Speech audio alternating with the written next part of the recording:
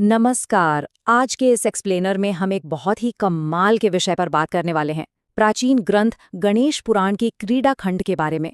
इसमें हम भगवान गणेश की बुद्धि, शक्ति और उनकी भक्ति की गहराइयों को एक्सप्लोर करेंगे। यकीन मानिए, ये सिर्फ कोई पुरानी कहानियां नहीं है, बल्कि आज भी हमारी लाइफ की बड़ी से बड़ी मुश्किलों को सुलझाने का एक बहुत ही सॉलिड फॉर्मूला है। तो चलिए बिना किसी देरी के इस दिलचस्प सफर की शुरुआत करते हैं। आज के हमारे इस एक्सप्लेनियर का रोड मैप एकदम क्लियर है। हम क्रीड़ा खंड की कुछ बेहद प्रमुख कथाओं से शुरुआत करेंगे। बाल गणेश और शिव गणों के बीच का प्रसंग, उनकी बुद्धि और शक्ति का कमाल का कॉम्बिनेशन, एक दंत होने का वो गहरा रहस्य, चंद्रमा का श्राप और आखिर में गणेश जी की अटूट भक्ति की महिमा, ये सब हम आज कवर करने वाले हैं। तो चलिए सबसे पहले बात करते हैं क्रीड़ा खंड की उन प्रमुख कथाओं की जो इस पूरे ग्रंथ का आधार हैं।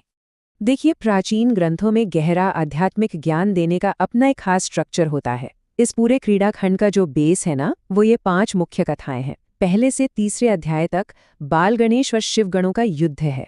फिर चौथे और 5वें अध्याय में गणेश कार्तिकेय की वो मशहूर दौड़ है। 46 से 48 के बीच महाभारत लेखन और एकदंत होने का रहस्य बताया गया है। 51 से 70 तक मयूरेश्वर अवतार और सिंधु वध का प्रसंग है और 22 से 24वें अध्याय में चंद्रमा के श्राप की बात की गई है। यही वो 5 एंकर पॉइंट्स हैं जो हमें गणेश जी के असली ब्रह्मांडीय प्रभाव को समझने में मदद करेंगे।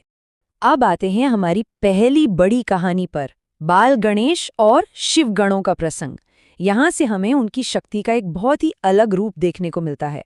इस कथा में एक बहुत ही हैरान करने वाला मोमेंट आता है, जब भगवान शिव के अचूक अस्त्र भी त्रिपुरासुर नाम के असुर के सामने फेल हो गए, तो देवर्षि नारद ने शिवजी से एक बहुत बड़ी बात कही। उन्होंने कहा कि इस अजेय असुर को हराने के लिए स्वयं आपको भी अपने पुत्र गणेश की पूजा करनी होगी। जरा सोचिए, ये अपने आप में विघ्नहर्ता के सबसे ऊंचे और सर्वोच्च दर्जे को दिखाता है। और पता है इसका रिजल्ट क्या हुआ? एकदम अद्भुत। ग्रंथों के अनुसार परम विनाशक भगवान शिव ने गणेश जी के गम बीज मंत्र का उच्चारण करके ही त्रिपुरासुर पर विजय प्राप्त की थी। मतलब ये साफ दिखाता है कि सबसे महान देवताओं को भी जब भारी संकटों का सामना करना पड़ता है, तो उन बाधाओं को दूर करने के लिए गणेश जी के आशीर्वाद की ही जरूरत पड़ती है। चलिए अब आगे बढ़ते हैं उनके नेचर के एक और बेहद दिलचस्प पहलू की तरफ, बुद्धि और शक्ति का कमाल का संगम। अगर हम क्रीड़ा खंड की इन 2 बिल्कुल अलग अलग कथाओं को आमने सामने रखकर देखें, एक तरफ गणेश कार्तिकेय की दौड़ और दूसरी तरफ मयूरेश्वर अवतार का सिंधु वध, तो हमें पता चलेगा कि उनका प्रॉब्लम सॉल्विंग का तरीका सिचुएशन के हिसाब से कितना सटीक और अलग होता है। पहले बात करते हैं बुद्धि यानी इंटेलेक्ट की। अध्याय 4 और 5 में वो रेस है जिसमें बिना अपना घर छोड़े ही उन्होंने पूरे ब्रह्मांड की दौड़ जीत ली थी। कार्तिकेय के साथ हुई उस दौड़ में उन्होंने सिर्फ अपने माता पिता की परिक्रमा की और ये साबित कर दिया कि परम बुद्धिमत्ता और ज्ञान किसी भी फिजिकल स्पीड को बहुत आसानी से पीछे छोड़ सकते हैं। पर दूसरी तरफ जब बात शक्ति की आती है तो अप्रोच एकदम बदल जाता है। मयूरेश्वर अवतार इसका परफेक्ट एग्जाम्पल है। जब बुद्धि के साथ साथ बल का इस्तेमाल करना जरूरी हो गया, तो गणेश जी ने सिंधु नाम के उस भयानक असुर का बहुत ही कठोरता से और निर्णायक रूप से अंत किया। यानी जब पावर या शक्ति दिखाने की बारी आती है, तो उनका बल पूरी तरह से बेजोड़ और अनमैच्ड है।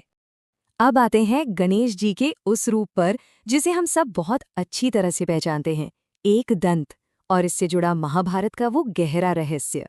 अध्याय 46 से 48 में जो बताया गया है, वो सच में रोंगटे खड़े कर देता है। महर्षि व्यास के बोलते ही बिना 1 सेकेंड रुके महाभारत महाकाव्य को ट्रांसक्राइब करना, और जब कलम टूट गई तो एक लेखनी के रूप में अपने ही एक दांत का बलिदान दे देना, ये कोई छोटी बात नहीं है। अपनी एक फिजिकल क्षति या नुकसान को ईश्वरीय समर्पण और ज्ञान के प्रति कमिटमेंट का सिंबल बना देना, यही एकदंत रूप की असली शक्ति है। और क्या आप जानते हैं कि सोर्स मटेरियल में इसका एक बहुत ही प्रैक्टिकल एप्लीकेशन भी दिया गया है? हम सब जानते हैं कि महान ऋषि दुर्वासा अपने भयंकर गुस्से के लिए कितने मशहूर थे। जब वे खुद अपने क्रोध को कंट्रोल नहीं कर पा रहे थे, तो उन्हें गणेश जी ने यही शक्तिशाली एकदंताय नमः मंत्र दिया था। इसी का अभ्यास करके दुर्वासा ऋषि को अपने डिस्ट्रक्टिव गुस्से पर जीत मिली और उन्हें मन की शांति का एहसास हुआ। चलिए अब एक नजर डालते हैं चंद्रमा के श्राप पर और समझते हैं उस व्रत के पीछे की कहानी जो आज भी बहुत से घरों में रखा जाता है। ग्रंथों में संकष्टी चतुर्थी का बहुत ज्यादा महत्व बताया गया है, पर क्या आप इसकी शुरुआत की कहानी जानते हैं? कृतवीर्य के पिता का एक प्रसंग आता है। एक व्यक्ति जिसने अनजाने में ही सही माघ महीने की चतुर्थी के दिन उपवास रखा और फिर चंद्रमा निकलने के बाद भोजन किया। बस इस एक अनजाने व्रत और चंद्र दर्शन के कॉम्बिनेशन से ही उसे अपने सारे पापों से मुक्ति मिल गई। और बस यहीं से जन्म हुआ इस बेहद श्रद्धेय और पवित्र संकष्टी चतुर्थी व्रत का। और ग्रंथों में इसके जो नियम बताए गए हैं ना, वो सच में हैरान करने वाले हैं। हर हिंदू महीने के हिसाब से एकदम स्पेसिफिक डाइट प्रिस्क्राइब की गई है। जैसे श्रावण में 7 मोदक, भाद्रपद में 2 मोदक, आश्विन में पूरी तरह से उपवास, कार्तिक में सिर्फ दूध, मार्गशीर्ष में भी पूर्ण उपवास, पौष में गोमूत्र, माघ में घी, फाल्गुन में दही, चैत्र में पंचगव्य, वैशाख में शहद, ज्येष्ठ में पूर्ण व्रत और आषाढ़ में फिर से शहद। मतलब सच्ची श्रद्धा और डिवोशन के लिए कितनी ज्यादा डिटेल्ड और अनुशासित दिनचर्या तय की गई थी, ये सचमुच देखने लायक है।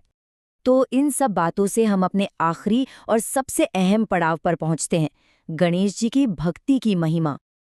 अब यहाँ हम सबके दिमाग में एक सवाल जरूर आना चाहिए। अजोड़ बुद्धि और ब्रह्मांडीय शक्ति के इन तमाम महान कथाओं को आपस में एक साथ बांधने वाली वो एक सिंगल फोर्स, वो एक कॉमन कड़ी आखिर है क्या? और इसका बिल्कुल सीधा सा जवाब है अटूट भक्ति, यानी अनवेवरिंग डिवोशन।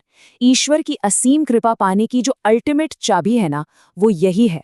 चाहे वो भगवान शिव का त्रिपुरासुर से युद्ध हो या दुर्वासा ऋषि का अपना क्रोध शांत करना, क्रीड़ाखंड की हर एक कहानी को आपस में जोड़ने वाला जो मूल धागा है, वो ये अटूट भक्ति ही है।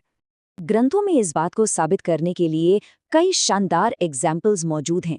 जैसे सुदामा को ही देख लीजिए। गणेश जी की भक्ति से उनकी भयंकर गरीबी दूर हुई और उन्हें एक भव्य महल मिला।